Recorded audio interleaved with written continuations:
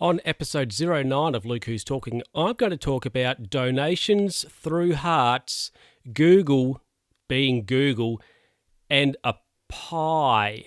Yum.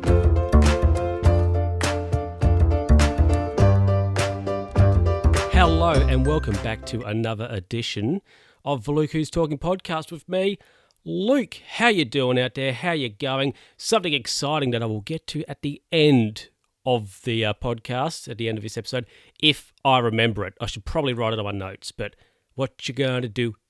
Hey! Right, so let's get into the first story. Now, donations. It's very common these days to be... hassled is a strong word, but I will say be hassled by people who want you to donate for things. Now, of course, they have good causes. They need money to help people. It's fair enough, but it does get a little bit much.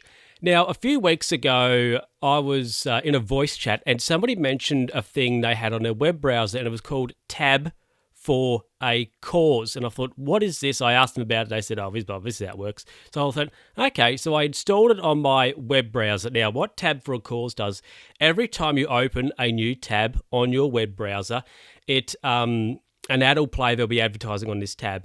And what happens is the advertising revenue on that tab gets added to like a heart. So you get a little heart up in the corner of your web browser. And then once you have, how many ever hearts you want, I think I've got about 310 hearts at the moment.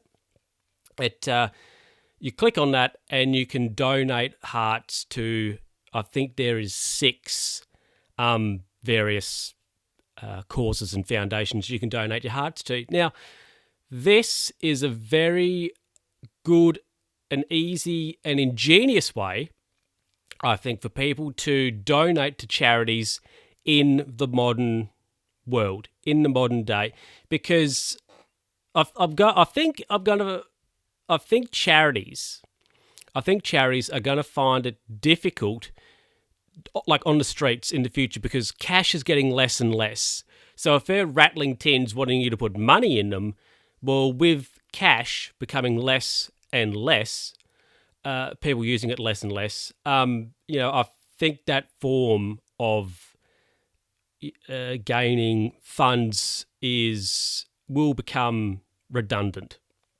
So I think Tab for a Cause is an interesting way, a good way for charities to hop on and for them to get donations in this more modern setting. So I think it's very interesting. So, if you're out there, you want to check it out, just hop on to Google, story about them coming up next, but just hop on to Google and search up Tab for a Cause, T-A-B, of course, for a cause, and check it out. If you want to install it on your web browser, you can, but if you don't, that's fine. But it's an interesting concept, and I think it's a very good concept for the modern world to hop on to get onto.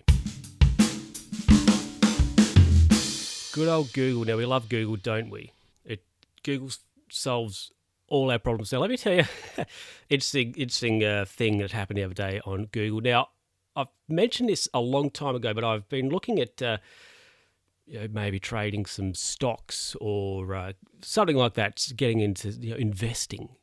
So I've been checking that out. Now, all the banks here in Australia, the big 4, so that's the 4 major banks, and nearly all the others have online trading platforms and apps that you can sign up for, and you can use their platforms to trade stocks. That's fine. So one of the banks is called the National Australia Bank, or abbreviated to NAB. Okay, now their trading platform is called NAB Trade. Okay, NAB Trade. So what I did is, as I was researching all the different trading platforms, I Googled NAB Trade. Now, when you search up something on Google, it goes, oh, did you actually want to search this? So that happened to me, and I didn't really take too much notice, but I just clicked, I want to search that. Anyway, I went onto another tab, was looking at something else, and come back to it, and and Google had, LeBron James and the Lakers and all this stuff, and I thought, why am I looking at this? What's this got to do with NAB Trade? But what had happened was I had clicked on NBA trade. So I typed in NAB trade, and Google went, hey, do you want to search NBA trade instead? And I went, yeah, okay. When I actually didn't want NBA trade. I don't care about the NBA trade. I just wanted NAB trade to look at their trading platform. Yeah, but, well, it doesn't matter. I didn't end up going with that trading platform. I went with the one that my bank has. But, yeah, I was there. NBA trade. Yeah, no, that's not what I want. I want NAB trade, not NBA. So just be aware of Google. Make sure you double check and just read things when you click on the suggested search on Google, because it can catch you out a little bit, as it did with me. So thanks, Google. Thanks for that. Now let's talk about Australia's pastime, and that is the humble pie. The good old pie. We love them. You have a pie for lunch, you can have a pie for dinner, you can have a pie for breakfast, you can have a pie for morning tea, you can have a pie for afternoon tea, you can have a pie anytime you want. Now, I'll point out that when I use the term pie, I don't mean like a dessert pie, which is a more American thing. Here in Australia, New Zealand, England, we have savoury pies. So you have meat pies, or you can get some curried scallops, if you're a bit classy. Beef and mushroom, personal favourite. You can get potato pie, so you've got your mince in the pie, and then instead of having pastry on top, you have potato. Very nice. So pies are great. I love me a good pie. So one of the bakeries in town I was walking past there, and they had a sign out. And it said, come in and try our double cheeseburger pie.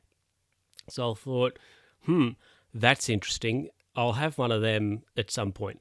So I was working, and I thought to myself, if Friday came and I'd finished work. Actually, no, I hadn't.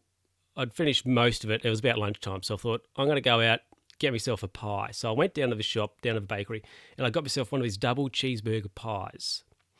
And I also got myself a Danish, because I thought, I don't know how this pie's going to be. It might be garbage. I better get something else. So I got myself a Danish as well. Got back to the office and hooked into it, and it was interesting, to say the least.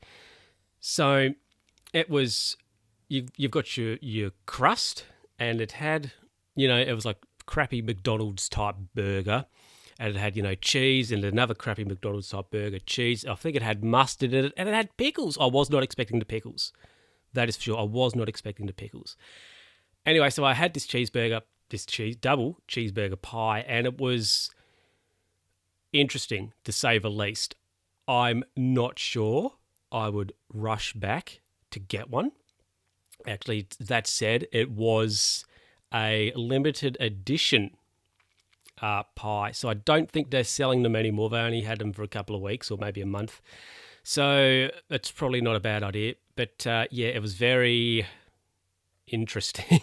It was very interesting, to say the least. And yeah, I had this pie, and I'm lost for words, as you can tell. It was an experience. It was an experience. Would I rush back if they started selling them again? Maybe not. However, I guess if I had to rate it out of 10 pies, I'd probably give it a 6. Yeah, I'd probably give it a 6 out of 10 on the pie scale. It was interesting. It most definitely rated higher than 3.14. There you go. There's a joke out there for you maths geniuses. Well, that is it for this week's episode of Luke Who's Talking. You can send me an email, lukewho'stalkingpod@gmail.com. We're on the Facebooks, we're on the Twitter, and we are also now on Spotify. Yes, the Luke Who's Talking podcast is on Spotify. So if you're a Spotify user, an avid Spotify user, search us up on that, Luke Who's Talking. We're on Stitcher as well. And I am going to be working on getting us on iHeartRadio and also TuneIn as well. But, if there is a platform that the podcast isn't on, don't hesitate to contact. Don't hesitate to send me a message. tweet or whatever and say, hey, I'd like you on this platform, and I'll check it out. But until next time, I'll catch you later, folks.